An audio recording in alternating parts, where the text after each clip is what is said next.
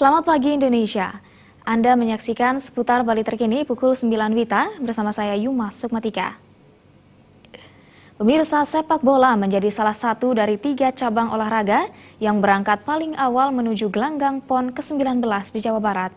Meski berada di grup neraka bersama dengan tuan rumah Jawa Barat, DKI Jakarta dan Jawa Tengah, tim sepak bola Bali siap tampil maksimal demi merealisasikan target raihan medali pada PON kali ini.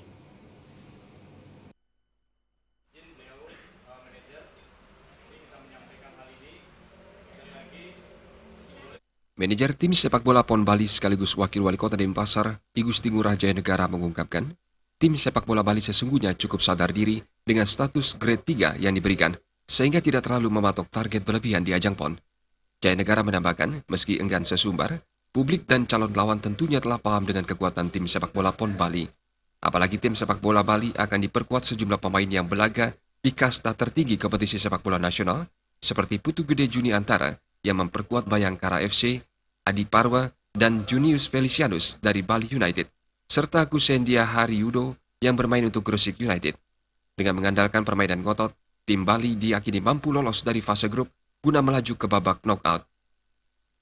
Kalau melihat dari komposisi pemain, itu yang kita ajak latih tanding kemarin itu kan Sulsel sama Jabar. Lawan Sulsel kita kemarin unggul, sedangkan lawan Jabar draw, walaupun Jabar itu masih ada beberapa pemain yang belum gabung. Dan kebetulan tim Jabar pun menilai ternyata salah, dia menilai Bali mensidikan Pak, ternyata dianggap kita ini ya menjadi perhatian dia juga akhirnya sekarang ini. Tapi ya kalau bilang optimis, kita harus tetap optimis, memberikan yang terbaik kepada daerah gitu. Mudah-mudahan di saat tahun ini bisalah berbicara, yang mudah-mudahan bisa membawa kejutan di tanah legenda nanti. Itu yang kita harapkan.